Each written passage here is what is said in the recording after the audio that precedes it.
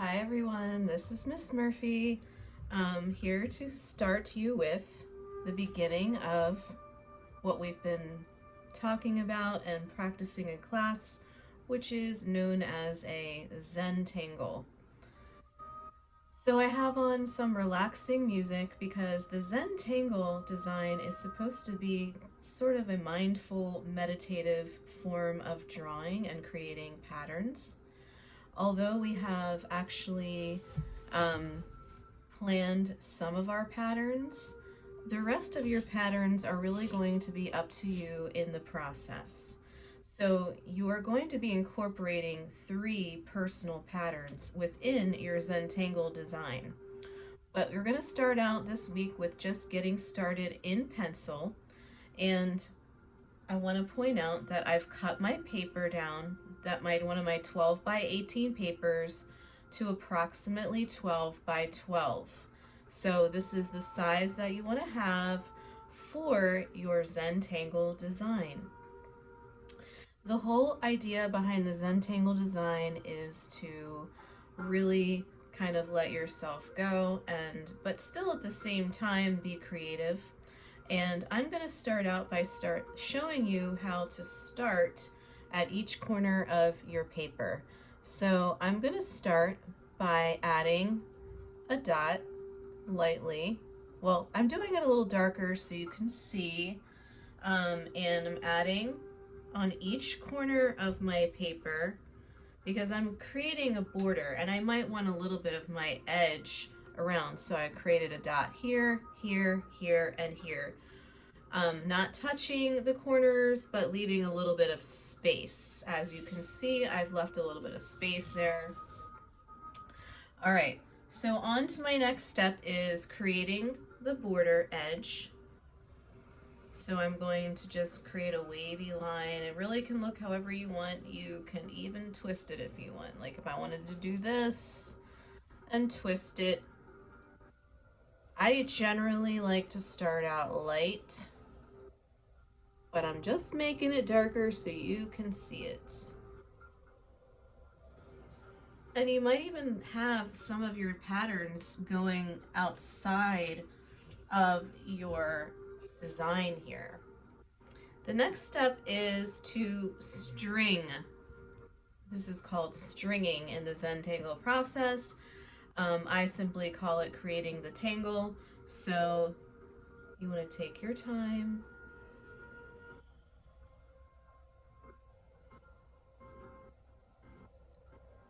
and create your sections.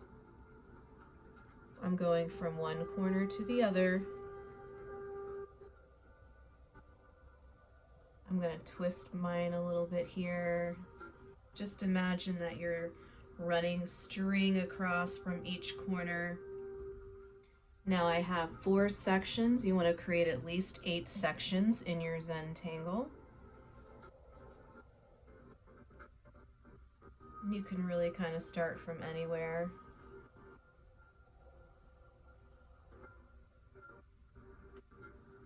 From the middle going out.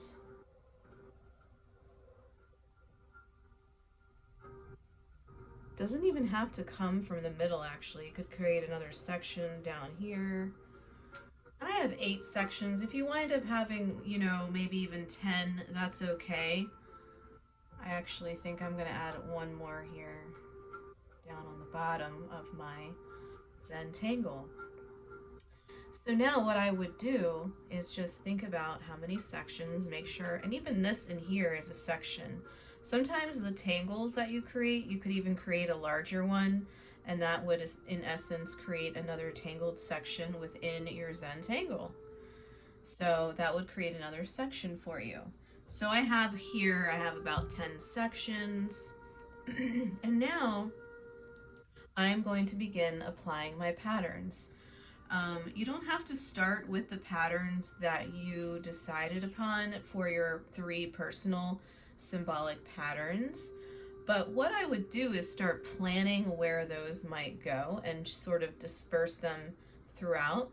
So you might want to say, okay, this is the one where I'm going to have my spiral design, And you might just want to plan them out, but I'm gonna do some where I just let my imagination go and see what kind of patterns that I come up with. So I'm gonna start with this section here and just see where it goes.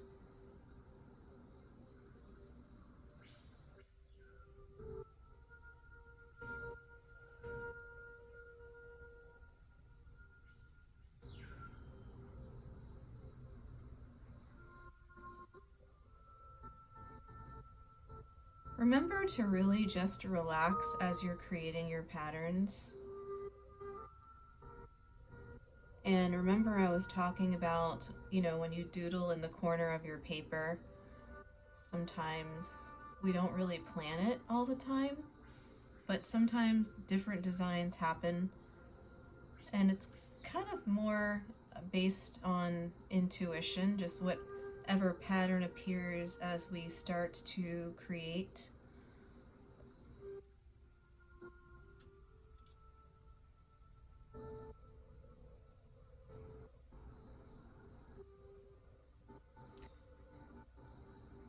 I'm also going to suggest that you draw rather lightly in case you do have something that you want to adjust later, but also just, keeping in mind that you want to let yourself relax as you create this.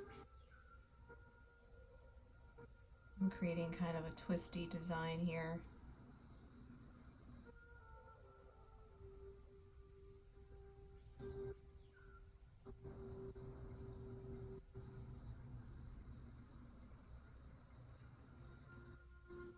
Kind of changed it as I started going.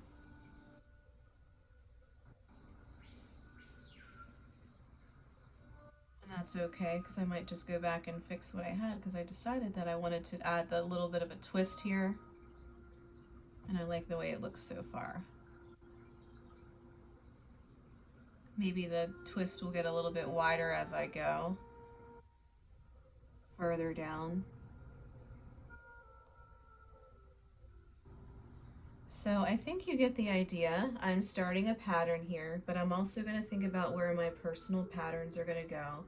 Remember that even in these sections, like even inside the little twists, you could create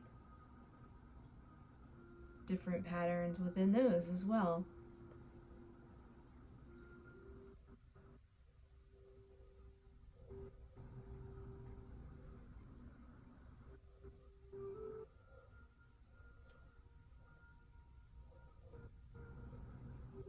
So this video is just to get you started and get you to start thinking about what kind of patterns you're going to have within each of your sections for your Zentangle.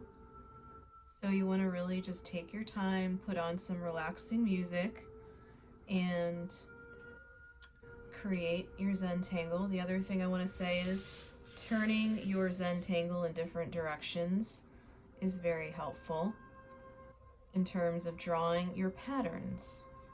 So just take your time with that as you go and just relax in the process. Don't forget to think about 3 sections for your 3 symbolic patterns.